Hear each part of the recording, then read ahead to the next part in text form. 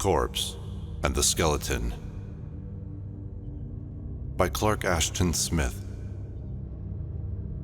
Narrated by Matthew Schmitz. Scene: the catacombs of the ancient city of Umal. A new corpse has been deposited alongside a skeleton, which, from its moldiness and worm-picked appearance, seems of considerable antiquity. How now, old bare bones? What word of the worm? Methinks you have known him well in your time. Aye, and so will you. 'Tis a world of creditors, of which the tomb and the worm are the last. There is little left for the devil when these have taken their due account. The vermin is a very Jew, and will have his last ounce of brain and marrow. Has spared me never a scrap of flesh, nor tatter of skin against the moldy breath of the cavern wind, nor aught save the jawbone to stop the dithering of my teeth. You speak so dismally. To change the theme, let us talk of our former lives. Willingly, though as for myself, I fear my memories have grown a trifle musty, from 500 years more or less in an air that is rotten with the dead. However, for the dust that has settled among the bones of my throat, I bethink me that I was once a taverner, and, for capacity, was not at least of mine own puncheons. Often sith I have thirsted for even a quart in lieu of those former tunfuls. Time is a cheating merchant. He has given me this modicum of mold in exchange for a noble corporosity. Death, you will find, is a dull business, and without profit, despite the number of the traffickers.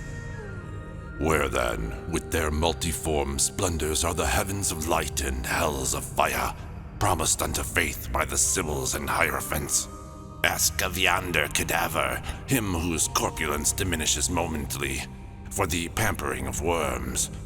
He was once a priest and spoke authentically of these matters, with all the delegated thunder of gods.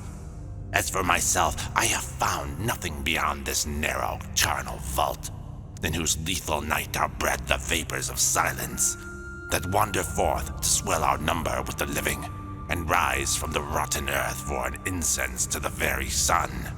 'Twas the pestilence that sent me here from my marriage bed. I was an optimate of Umal, yet they have thrust me away to rot among the common rogues. Too bad.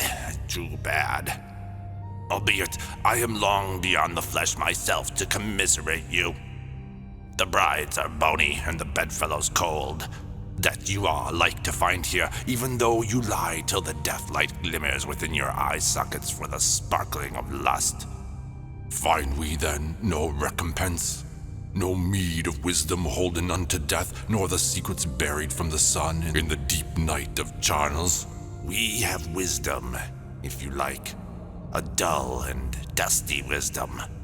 I would give it all for a good draught of Chian wine. Perchance 'tis something to know that bodies are made of dust and water, the last of which is evaporable, and the former capable of dissolvement.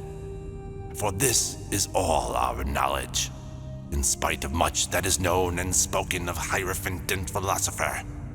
However, unlike the lore and wisdom of these, it can be contained without discommodation by one skull.